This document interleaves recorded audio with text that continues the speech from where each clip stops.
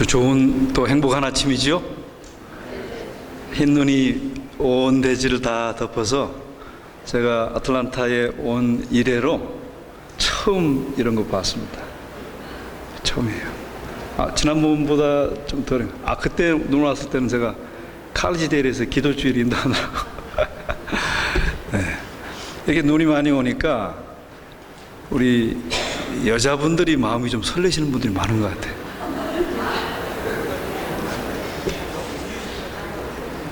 네. 아마 이 눈 때문에 오시던 몇 분들이 교회에 못 오시는 분이 있는 것 같아요. 그 중에 한 분이 전화를 하셨습니다. 어쨌든 오시는 분들 다 안전하게 잘 오시도록 그렇게 기도해 주시면 좋겠습니다. 아까 우리 이종철 장로님 기도할 때 제가 보니까 다 녹아서 무사히 집에 가게 해 주십시오. 그러니까 아멘이 제일 크게 나오더라고요. 네, 몇 년 전에 아틀란타에 그런 눈 때문에 참사가 있었죠. 제가 그 참사를 뉴저지에서 뉴스에서 봤는데 제 속으로 그랬어요. 야, 저긴 이상하다고, 눈 조금 왔다고 왜 전 도시가 이렇게 마비됐을까? 뉴저지 같은, 뉴욕 같은 데는 뭐 아무리 많이 와도 다 치우거든요. 어쨌든 오늘 하나님의 은혜가 더 많이 필요하고, 또 우리의 마음이 모처럼 눈을 봐서 그런지 좀 흥분돼 있어서 설교에 좀 집중해 주시기 바랍니다. 또 특별히 오늘 찬양대 아주 참 좋은 찬미예요. 이런 눈 속을 뚫고 예배드리러 교회에 오신 모든 여러분들에게 제 생각에 아마 특별한 찬양의 선물이 되지 않았을까 그렇게 생각합니다. 우리 모두의 심령에 예배를 통해서 하나님의 생명의 온기가, 또 하늘의 축복의 평강이 충만하게 되시기를 주의 이름으로 간절히 소원합니다. 오늘 기쁜 안식일인데 제 말씀의 제목은 오직 필요한 한 가지 것이라고 정해보았습니다. 마가복음 10장 17절부터 기록되어 있는 한 이야기입니다. 우리가 잘 아는 이야기지만 오늘 한번 다시 살펴보는 그런 귀한 시간이 되기 바라고요. 또 우리 성령님께서 우리에게 말씀하시는 행복한 시간이 되시기를 간절히 바랍니다. 다른 것들은 다 있는데 오직 한 가지가 부족한 경우가 있습니다. 요즘은 없는 게 없는 세상이라 어느 한 가지가 부족하더라도 뭐 다른 걸로 대체하면 별 문제가 되지 않는 경우가 대부분입니다. 그러나 아무리 그럴지라도 어느 한 가지가 없으면 다른 모든 것이 다 있어도 아무런 소용이 없게 되는, 정말 오직 필요한 한 가지가 있습니다. 이 세계에서 제일 좋은 자동차가 있다고 합시다. 근데 그 자동차에 가장 필요한 가스가 없으면 그 차는 결국 아무런 쓸모가 없는 것입니다. 마태복음 10장 17절 이하에 나오는 한 사람에게도 그 중요한 한 가지가 결핍되어 있었습니다. 그 부족한 결핍된 한 가지, 우리 모두는 다 있어야 되겠죠? 네, 그렇다면 오늘 말씀을 좀 잘 경청해 주시면 감사하겠습니다. 그 한 가지가 없어서 다른 많은 것들이 있음에도 불구하고 우리 신앙생애에 많은 문제들이 생길 수 있습니다. 마가복음 10장 17절에 예수께서 길에 나가실새 한 사람이 달려와서 꿇어앉아 묻자오되 선한 선생님이여 내가 무엇을 하여야 영생을 얻으리까? 이 젊은 청년은, 또 젊은 부자 관원은 아주 큰 부자였습니다. 그리고 책임 있는 위치에 있었습니다. 이 부자 청년은 요즘처럼 돈 있다고 막말하고 갑질하는 그런 청년이 아니었어요. 그는 예수님의 모습을 보면서 야, 내가 정말 저 사람의 제자가 좀 되기 원한다, 되고 싶다, 그래서 와서 얼른 예수님을 보고 달려와서 무릎을 꿇고 선생님이여 내가 무엇을 해야 영생을 얻겠습니다. 그렇게 말했어요.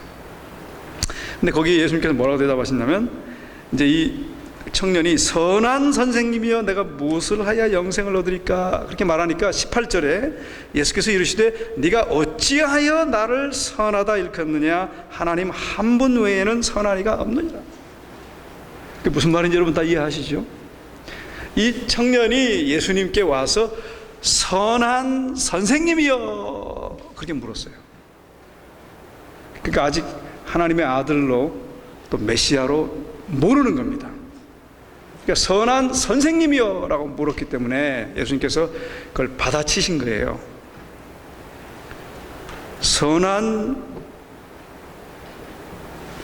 선하다 일컫느냐 하나님 한 분밖에는 선한 이가 없다. 즉 나를 하나님의 아들로 믿으면 그렇게 말할 수 있다. 아직 그것도 모르면서 그렇게 말한 거예요. 근데 그렇게 말한 다음에 예수님께서 영생을 어떻게 하면 얻겠습니까? 그렇게 물어봤기 때문에 영생을 얻기 위한 하나님의 계명을 지킬 필요가 있다는 것을 말해줬어요. 그래서 거기 살인하지 말라, 간음하지 말라, 도적질하지 말라, 거짓 증거하지 말라, 속여 취하지 말라, 내 부모를 공경하라, 이웃을 사랑하는 그 계명들을 다 말했어요. 그런데 놀랍게 그 똑같은 일을 설명하는 마태복음에 보면 이렇게 말했어요. 마가복음보다 조금 더 흥미롭게 말했어요.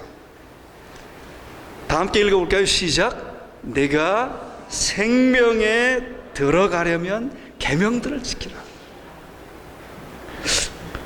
마가복음은 영생하려면 계명을 지키라 그랬는데 마태는요 생명에 들어가려면 계명을 지키라 그랬어요. 그렇게 말하니까 이 관원이 뭐라 그랬어요? 이 모든 것을 내가 지키었사오니 아직도 무엇이 부족하니까. 지금 예수님은 이 청년이 생명에 들어가도록 계명을 안 지켰다라고 말씀하시는 것이고, 청년은 내가 계명을 다 지켰다라고 말하는 것이에요. 자, 누가 옳을까요? 네, 예수님이 옳아요. 청년이 계명을 다 지켰다고 했지만 예수님이 보실 때는 생명에 들어가도록 계명을 지킨 것이 아니었습니다. 자, 그러면 어떻게 계명을 지키는 것이 생명에 들어가게 지키는 것이고 어떻게 지키는 것이 생명에 들어가지 않게 지키는 것입니까? 우리 다 알아야 되겠죠. 우리 계명을 사랑하는 사람들이잖아요. 자, 생명에 들어가도록 계명을 지키는 것이 무엇인가? 예수님께서 이렇게 말씀하십니다. 마가복음 10장 21절에 내게 오히려 한 가지, 한국말로는 부족한 것이 있으니 그랬는데 저는 그 번역이 조금 불만족스럽습니다. 왜냐하면 부족하다는 것은 있긴 있다 그 말이거든요. 근데 원어적인 뜻은 부족하다는 것이 아니에요. 결핍된 것이 있다는 거예요. 결핍은 아예 없는 거잖아요. 부족한 것은 조금 있는데 더 채워져야 되는 것이고, 그래서 저는 이 번역이 이 결핍된 것이 있다라고 하는 것이 오히려 원어적이 아닌가 그렇게 생각합니다. 그래서 오히려 한 가지 지금 결핍된 게 있는데 네가 온전하고자 할진대 가서 내 소유를 팔아 가난한 자들을 주라. 그리하면 하늘에서 보화가 내게 있으리라. 이렇게 말씀하셨습니다. 그렇습니다. 그 얘기는 부족된 것이 한 가지 있었어요. 그 한 가지는 그러나 대단히 그가 생명에 들어가기 위하여 중요한 것이었습니다. 그 중요한 한 가지가 뭐였는가 하면 바로 뭘까요, 여러분? 바로 하나님 사랑, 하나님의 사랑이 그 마음에 필요했습니다. 이 결핍은 그 마음에 하나님의 사랑이 결핍되어 있으면 그것이 제공되어야 되지, 제공되지 않으면 치명적인 것입니다. 왜냐하면 그 사랑이 제공되지 않으면 그 본성이 완전히 더 부패하게 될 것이었기 때문입니다.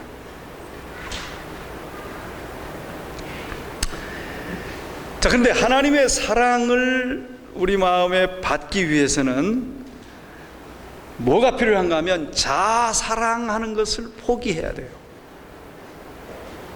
하나님을 사랑하느냐, 자아를 사랑하느냐.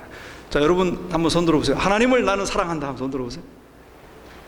네, 감사합니다. 내려주시고. 나는 자아를 사랑한다 하면 손 들어보세요. 양쪽 다 들으셨네.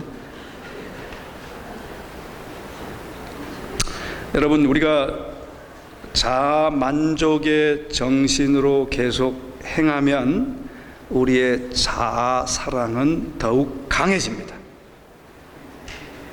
하나님의 사랑을 받기 위해서는 자아를 최고로 사랑하는 그 마음을 포기해야 돼요. 포기. 왜냐하면 이 그림에서 보이는 것처럼 하나님을 사랑하느냐, 자아를 사랑하느냐는 마치 뭐와 같아요? 시소와 같습니다. 하나님을 사랑하면 자아 사랑은 몰려나게 돼 있어요. 자아를 사랑하면 하나님 사랑은 또 반대로 몰려나게 돼 있습니다. 자, 그런데 이 자아 사랑 포기가 쉽습니까? 쉽지 않죠. 아까 우리 여기 면담하신 김용환 장로님 쉽지 않다고 여러 번 얘기하셨죠. 네, 쉽지 않습니다. 저도 쉽지 않아요. 그러나 어떻게 해야 자아 사랑을 포기할 수 있는가 하면 우리가 거듭나야 한다는 것입니다. 거듭나야. 자아 사랑을 포기하고 그 의지를 그리스도께 드리면 우리가 거듭나는 경험을 하게 되는 거예요. 그 거듭나는 경험을 할 때 우리가 하나님 사랑이 우리 안에 채워지고, 그러니까 우리의 신앙생애는요, 항상 자아 사랑하는 것과 하나님 사랑하는 것이 항상 뭐 하고 있어요? 지금 싸우고 있어요. 누구든지 다 싸우고 있습니다. 그러나 예수님께서 이 부자 법관에게 말한 것은, 지금 부자 법관은 예수님을 랍비로만 생각했기 때문에 아직 예수님을 만나보지 못했어요. 그분을 체험하지 못한 거예요. 그러니까 그 마음에 지금 하나님 사랑은 없어요. 그 자아 사랑이 그 마음에 가득 차 있는 사람이었어요. 그러니까 예수님께서 말씀하신 그 얘기는 하나님을 사랑하는 사랑이 네 마음에 채워져야 되고, 그러려면 자아 사랑이 포기해야 되고, 그러려면 거듭나야 된다. 그래서 그 말대로 받아들이고 순종하는 것만이 관원에게 유일한 구원의 희망이었습니다. 사실 그의 높은 지위와 그의 재산은 무엇을 더 강하게 만들었을까요? 자아를 사랑하는 마음을 더 강하게 만들었습니다. 심지어는 그가 말하는 것처럼 계명을 지켰다고 하는 것, 이웃을 돕고 부모를 공경하는 것들도 자기 자아를 강화시키기 위하여 그렇게 재물을 사용하고 있었습니다.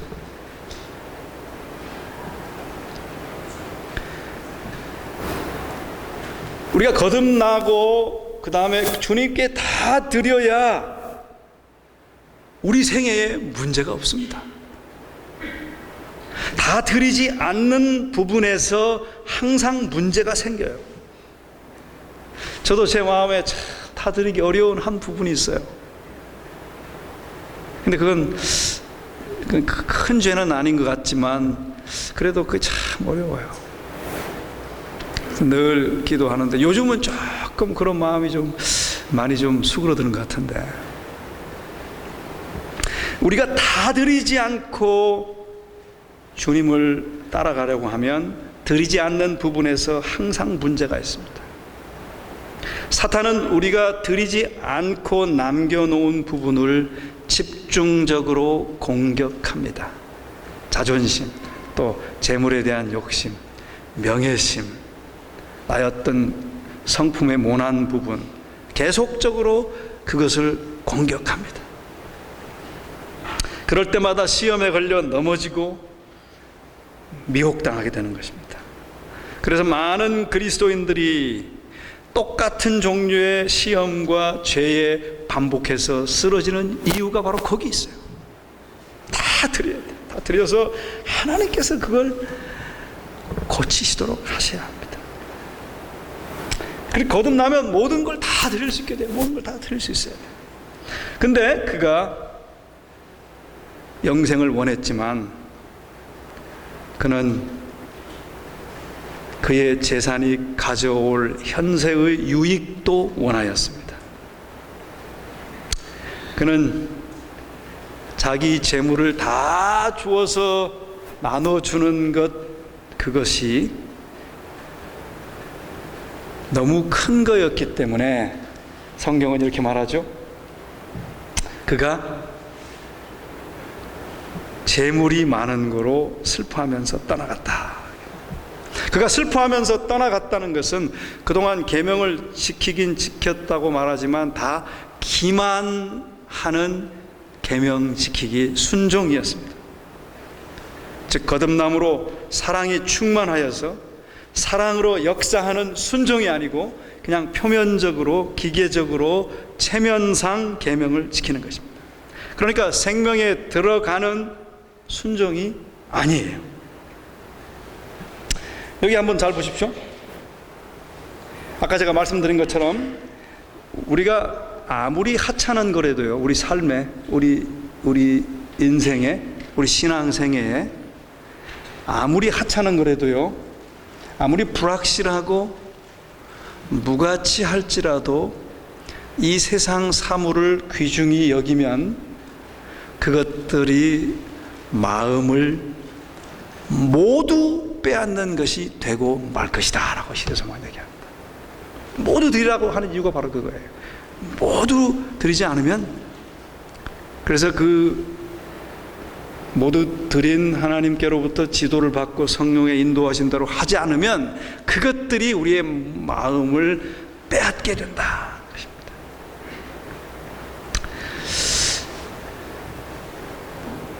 그러니까 이 부자 법관이 모두 드릴 수 없었던 것은 지금 거듭나지 않아서 하나님의 사랑이 그 마음에 충만치 않았어요. 그러니까 그 계명을 지키는 것은 다 헛것이었죠. 여기 보시면은 이렇게 말하고 있습니다. 근심하여 가니라 그랬어요. 근데 마태복음 아까 19장 17절에 생명에 들어가려면 계명들을 지키라 그랬잖아요. 신명기 32장 47절 다 함께 읽어볼까요? 시작. 이는 율법은 너희에게 허사가 아니라 너희의 생명이니. 율법이 뭐라고요? 생명이라. 그래서 잠언 4장 20절 다 함께 읽어볼까요? 시작. 내 말 즉 율법은 깨닫는 자에게 생명이 되고 온 몸의 건강이 된다. 그 다음에 세 번째 말씀은 느헤미야 9장 29절에 읽어보기 시작. 사람이 지키기만 하면 생명을 얻는 주의 법이라고 말합니다. 자, 율법이 생명이고 그 율법을 깨닫는 자에게는 생명이 된다 그랬고, 또 느헤미야 9장 29절에는 사람이 율법을 지키면 생명을 얻는다 그랬어요. 그래서 증언복음 2권에 보면 하나님의 율법을 순종하면 생명이 되고 육체의 건강이 된다 그렇게 말하고 있습니다. 그러니까 이 부자 법관은 거듭나서 하나님의 사랑으로 마음이 가득 채워지고 계명이 생명인 것을 깨닫게 되고 사랑으로 계명을 지키면 생명으로 들어가는데, 이 사람은 거듭나지 않고 하나님의 사랑이 그 안에 없으니까 계명을 지켰다고 지키지만 그건 다 뭐였어요? 그의 마음을 차지하고 있는 신, 우상은 바로 재산이었습니다. 부였어요. 그러니까 그 자아를 만족시키고 그 자아 사랑의 한도 내에서 이웃을 돕고 어버이를 공경하고 계명을 도왔어요. 계명을 지켰어요. 그건 절대로 생명으로 들어갈 수 없는 것이죠. 여러분, 우리가 이제 요즘 지금 코로나 바이러스 때문에 전 세계가 난리잖아요. 제가 최근 체크한 걸로 말씀드리자면 현재 확진자가 3만 5천 명입니다. 그리고 중국에서만 지금 사망자가 722명이고요. 지금 대한민국도 확진자가 24명입니다. 일본도 25명이고 플러스 크루즈에서 지금 확진자로 판명된 사람이 60여 명이에요.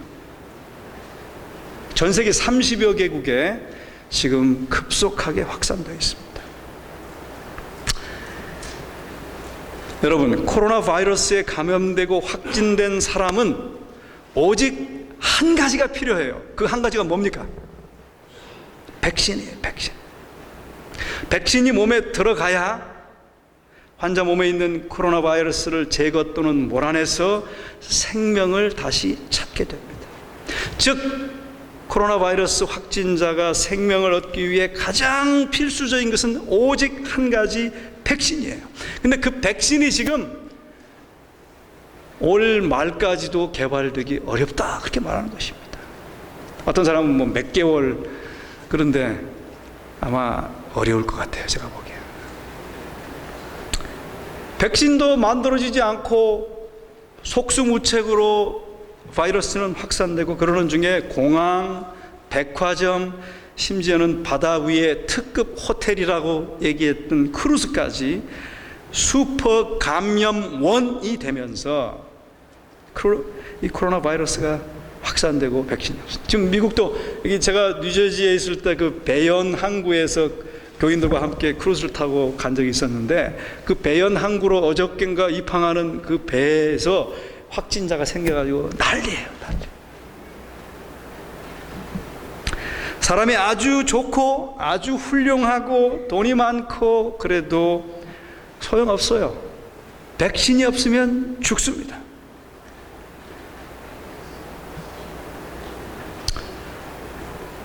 바로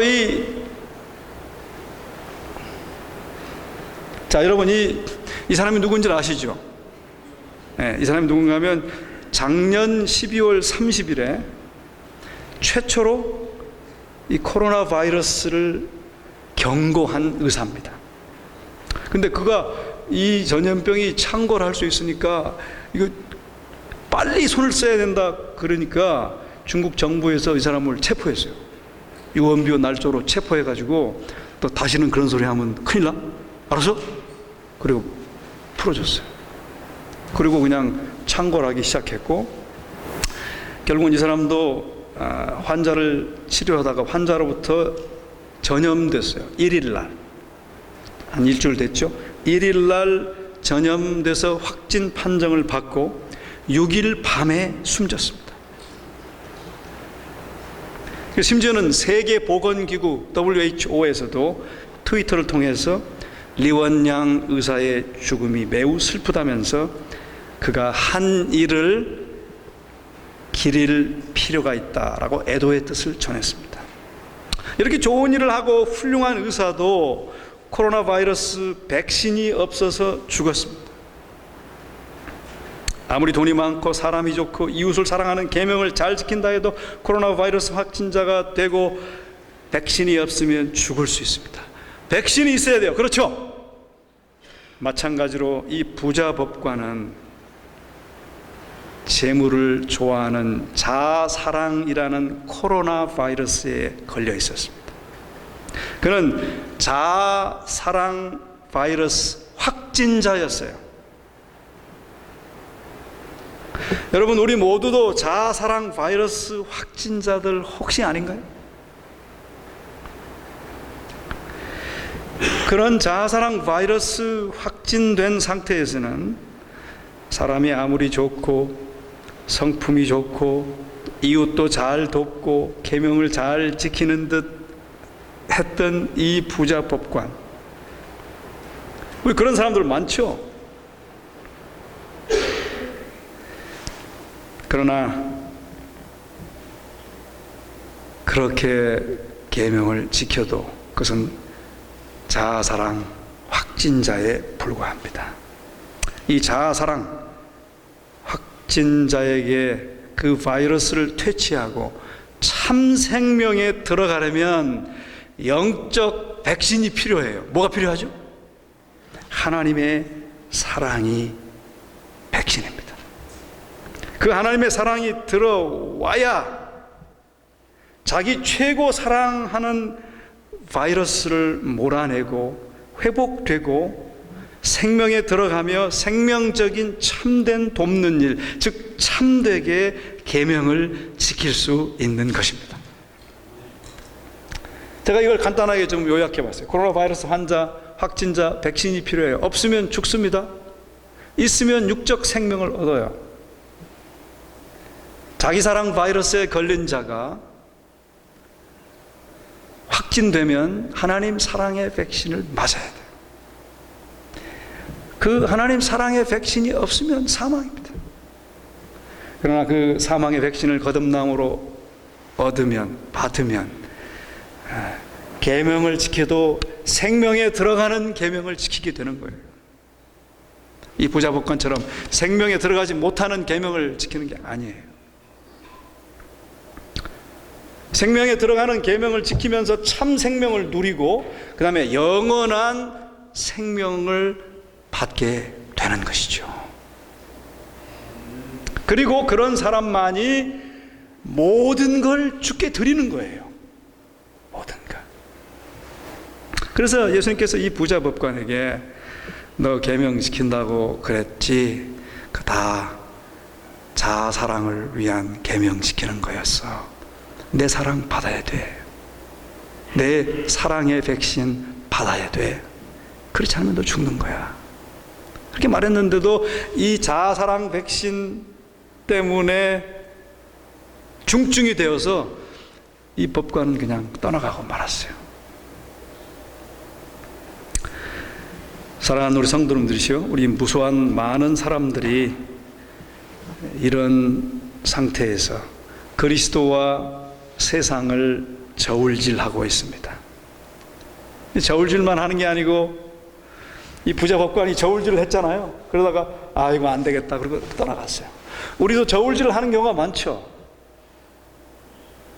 그리고 젊은 간원처럼 구주로부터 돌아서는 경험들이 많습니다. 여러분, 이 굉장히 중요한 문제인데 한번 잘 생각해 보시기를 간절히 호소합니다.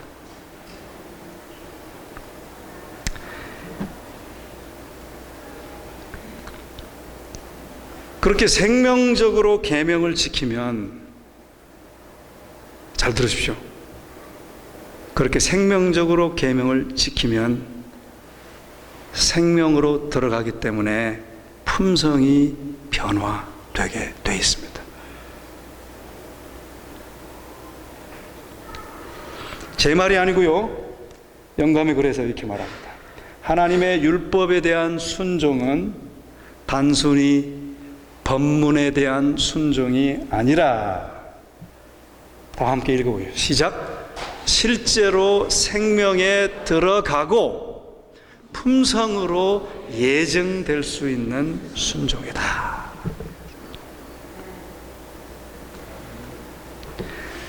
거듭나고 하나님 사랑이 마음에 없이 순종하는 것, 의무적으로 하는 것, 어쩔 수 없이 하는 것, 체면상 하는 것은 생명에 들어가게 하지 못합니다.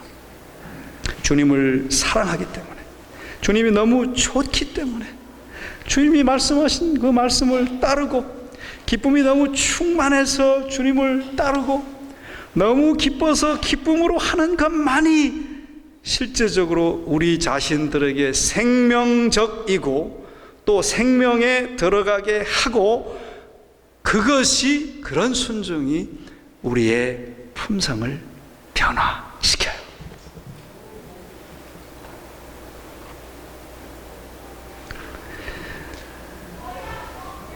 그렇게 순종이 변화되는 것이 바로 이 그림의 모습이지요. 제가 이렇게 말씀드렸습니다. 보여줘.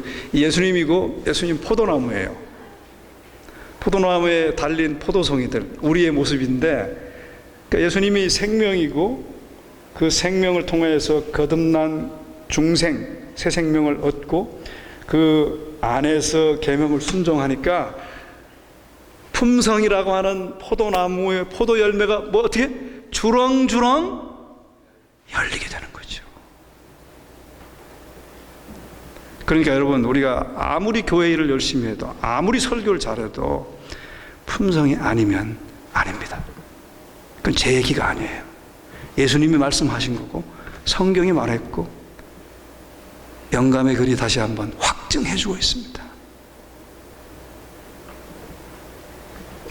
그렇게 되는 자들만이 이렇게 말할 수 있어요. 주여, 나의 모든 소유와 나의 전 존재가 누구의 것입니다? 당신의 것입니다 라고 말할 수 있는 사람만이 뭐라고요? 하나님의 자녀로 인정을 받을 것이다.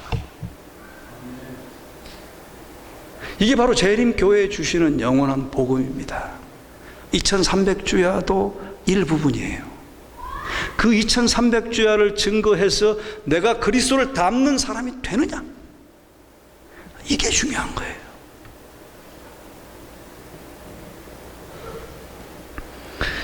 물론 생애를 주께 바친 사람도 실수하고 죄를 범할 수 있습니다.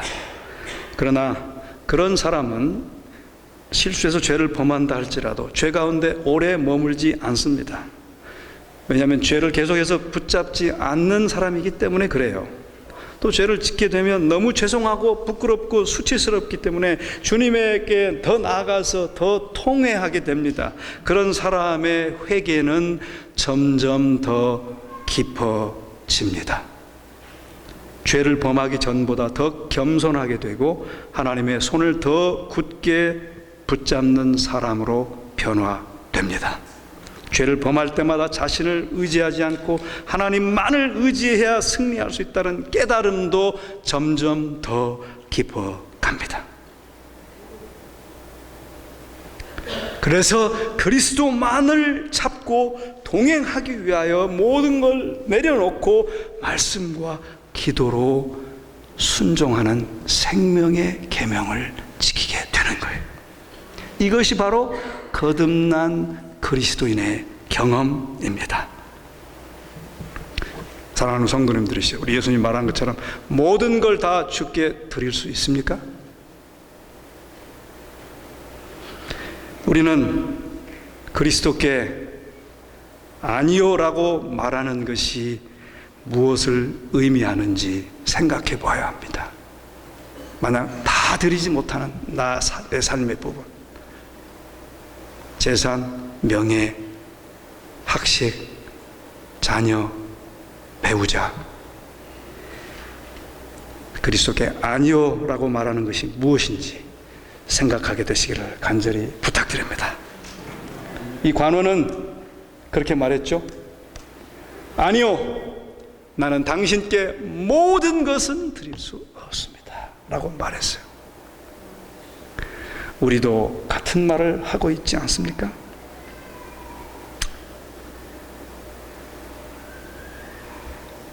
즉, 이 모든 이야기에서 한 가지 교훈이 있다면 그건 뭐냐면 이거예요. 한 가지 교훈은 자아 포기. 다시 다 함께 읽고 시작. 자아 포기. 이것이 그리스도의 가르침의 요지였어요. 그까지 재물 그게 아니고요.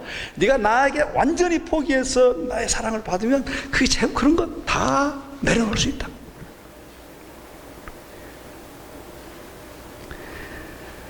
저는 현대판 부자 법관의 반대의 삶을 산 한 사람을 소개하고 싶어요. 그는 서울대학교를 졸업하고 서울대 대학원을 졸업하고 하버드 대학에서 박사학위를 받고 그 세상에서 인정받고 존경받는 교수가 될 수 있는데 그 다 내려놓고 가난한 나라 몽고에 선교사로 간 한 선교사, 그 사람을 참 생각하게 돼요. 그는 어렵게 공부해서 얻은 사회적 명예와 보장된 성공의 길을 내려놓고 척박한 땅 몽골에서 자신의 인생을 하나님께 드립니다. 그는 하나님 앞에 순종하며 내려놓는 삶을 살았습니다.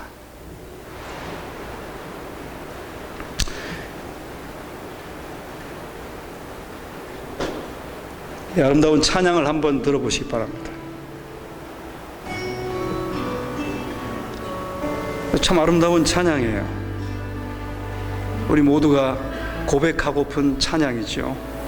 내가 주인 산 모든 것 내려놓고 내 주 대신 주 앞에 나가 내가 사랑했던 모든 것 내려놓고 주님만 사랑해. 내가 주인 삼은 모든 것 내려놓고 내 주 대신 주 앞에 나아가 내가 사랑했던 모든 것 내려놓고 주님만 사랑해. 주님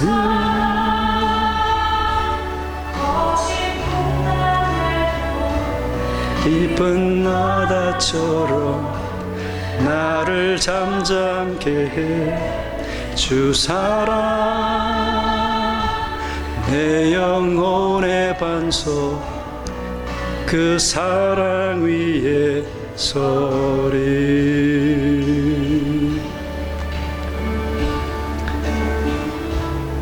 여러분, 우리를 붙잡고 있는, 내가 주인 삼고 있는 것이 무엇입니까?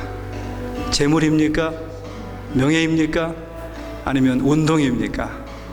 내가 말할 수 없는 어떤 악습입니까?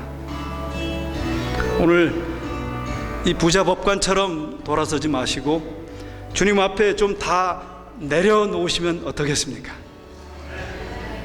아멘 하는 마음으로 다 함께 이 찬미를 음미하시면서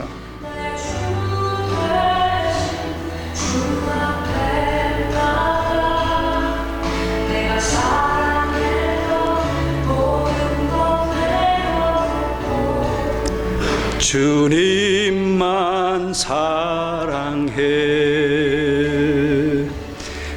내가 주인 삼은 모든 것 내려놓고 내 주 대신 주 앞에 나가 내가 사랑했던 모든 것 내려놓고 주님만 사랑해.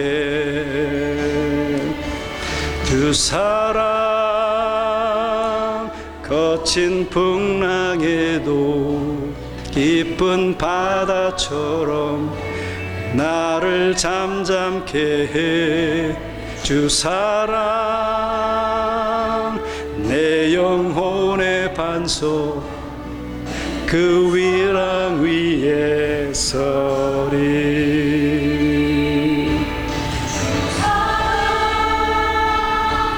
거친 풍랑에도 깊은 바다처럼 나를 잠잠케 해. 주 사랑 내 영혼의 반석 그 사랑 위에 서리.